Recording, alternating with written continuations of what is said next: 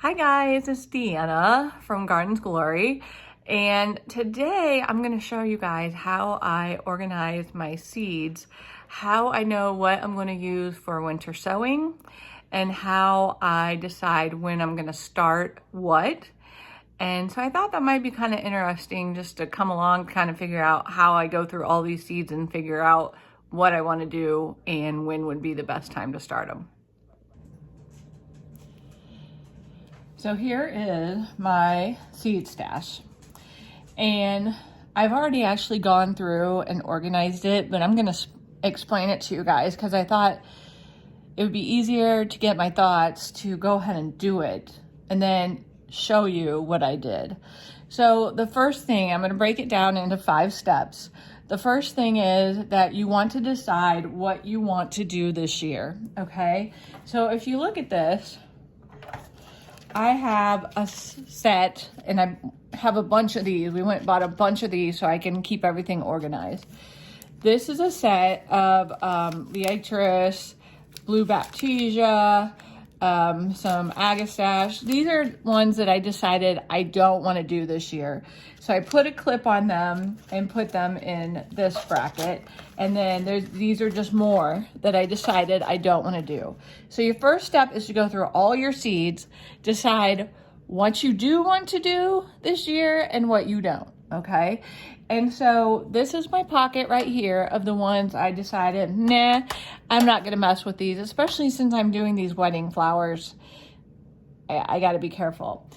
So the next thing is, the next one is what can I winter sow and what do I do downstairs in the basement? So let me tell you how I figured that out. So I went to my iPad. I went to Winter Sowing 5B. So you go to your zone and you see what comes up. This guy I've been following for like the last 4 or 5 years that I've done winter sowing. His name is Kevin Lee Jacobs.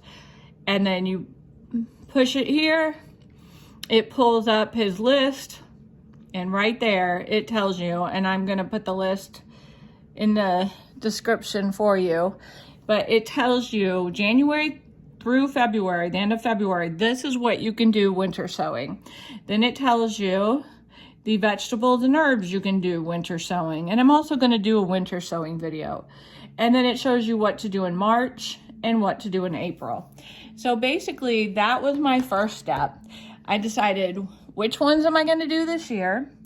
Then I decided which ones am I going to do through winter sowing. So let's look at a few of these that you can do winter sowing, okay?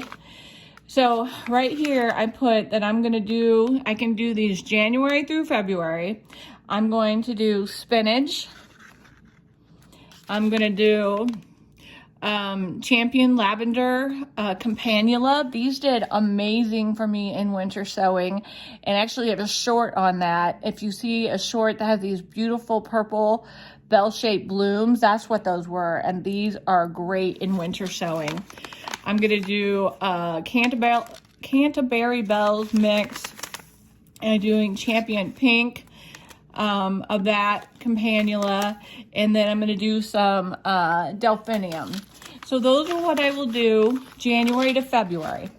So then I went and I decided, okay, of those plants that I'm winter sowing, so I put them here, my first set. My second set, I did March winter sowing. I have, actually those are going to be a little later. I'm sorry, that should be April. I need to take these out. Peppers, tomatoes are going to be in April. Okay, so we'll take that out. March winter sowing is going to be, I'm going to try one of my impatiens to see, I'm going to do them inside, I'm going to do them winter sowing and see which one's easiest and which one I have the most success with. And I actually do my winter sowing, I think, a little differently than most people do it, just because I didn't have good luck with the winter jugs. Or the milk jugs. But anyway, so I got Athena Bright Purple Impatiens. I'm going to try a Zinnia. And I'm actually going to do some zinnias that are just my own because I figured, you know, they work great in winter sowing. If they don't, doesn't matter.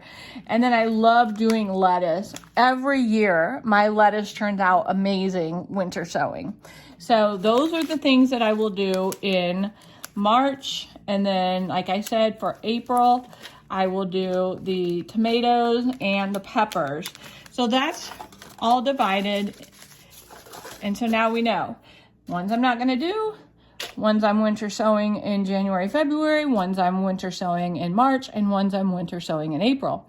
Well, so then the next category is to figure out how to decide, well, what ones that now the ones you know that you're going to do in the basement, when do you need to start those? So what I did was I literally went through every single one and said, put it in my iPad and said, when do I start blank, you know, seeds indoors?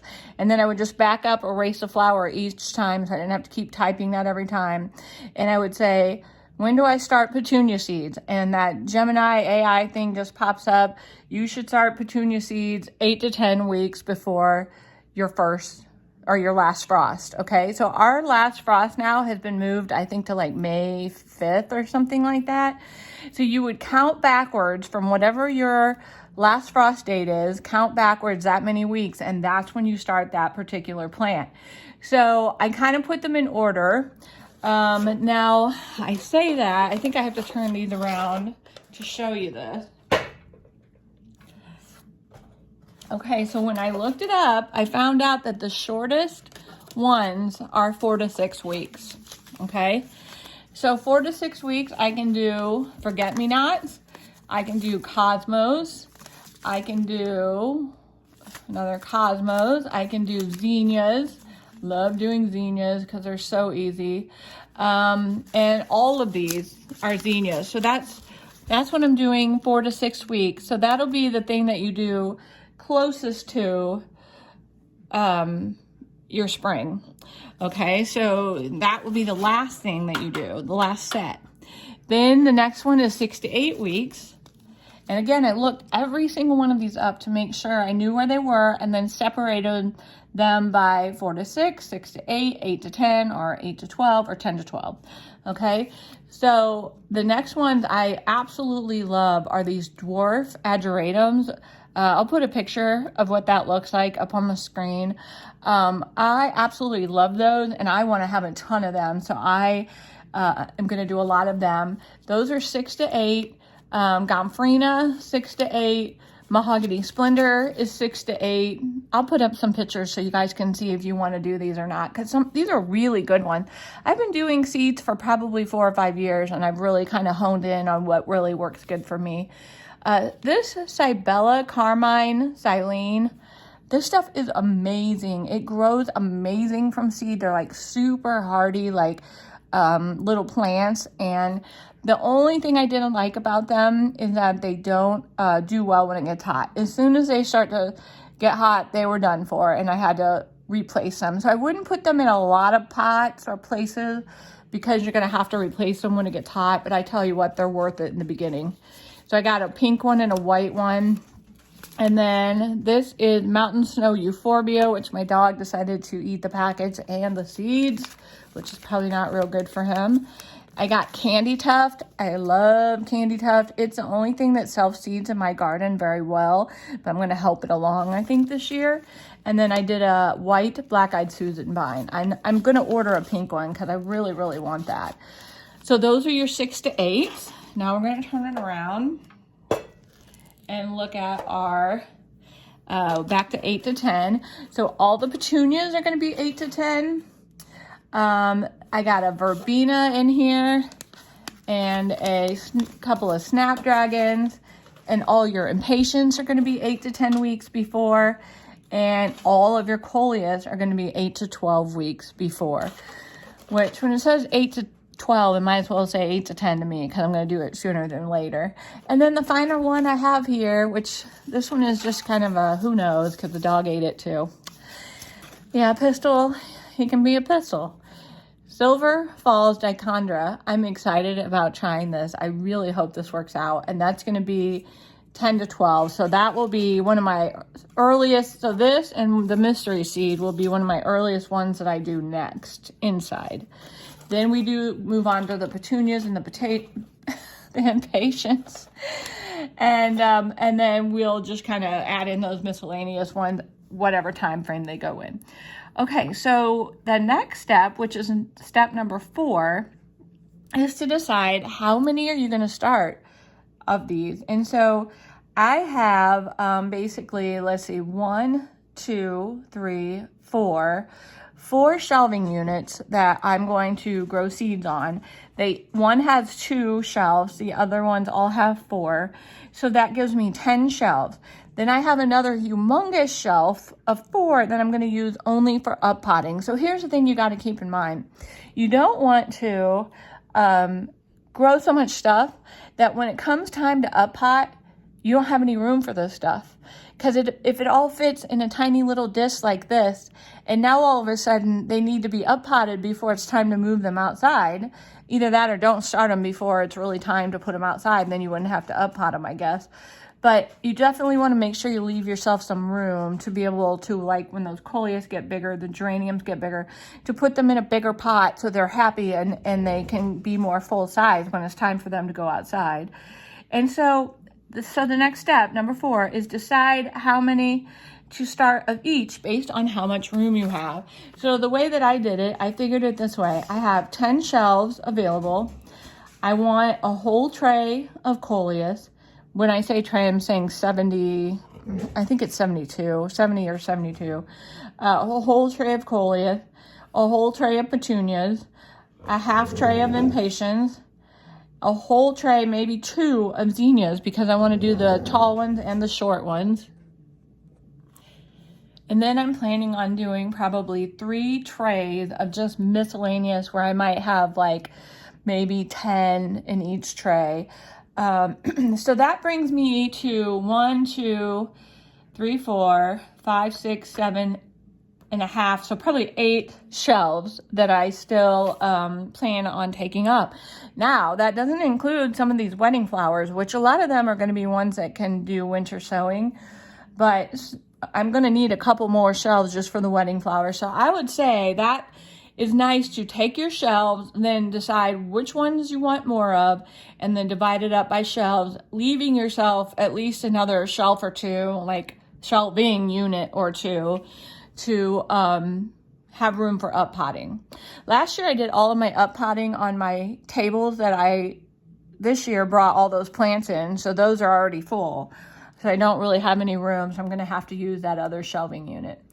Okay, guys, so that was number 4, was deciding how many do you want to start of what based on your space. And then I think we already went over organizing them by date and knowing when. So basically, let me go over this again because I don't think I made this very clear. Number 1, decide which ones you want to do this year. Number 2, pull up a list of all the plants that do well in winter sowing, and then put them off to the side and decide, group them by when you're going to start those for winter sowing. Number 3, go through the rest of your seeds and look up on Google the recommended time to start. Number 4, decide how many to start of each based on your room. And number 5, I had organized those seeds by date and group of when you want to start, and clip each group together. So you see how each group is clipped together, and you see how I have the dates on everything. This one actually I did have a date on it, but I think I moved that packet around.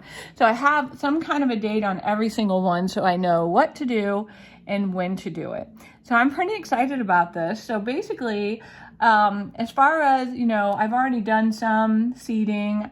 As far as what I'm going to be doing next, if we turn this around and we look at this, the next thing that we'll be doing when it's time are zinnias, cosmos, and a few other kind of random things. So guys, I hope you enjoyed this. I hope you learned something, and I hope it motivated you. I mean, I know what I have downstairs in the basement can seem kind of overwhelming, but the thing you got to realize is that's been done over time.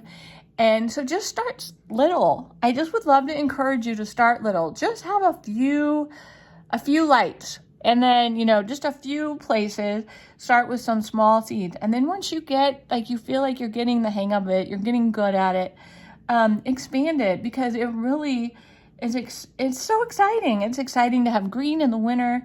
It's exciting to have something to do throughout the whole season. It's exciting to have stuff you don't have to pay for when it comes time to go to the garden center.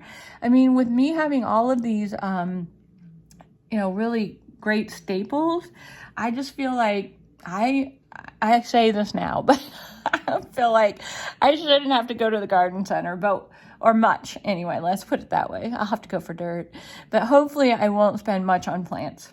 So also, I guess I should say one more thing. I did spend, and granted I'm, doing flowers for a wedding, I did spend probably $200 and about $50 on seeds. Now, when I had my sale, that didn't matter because I sold it all right back and made my money back and then some. But still, I mean, $200 for, I want to count them and tell you how much money I have saved in that basement when we get all of these growing. All right, guys, I hope you enjoyed this again, and I hope that it inspired you to get going and get some plants started.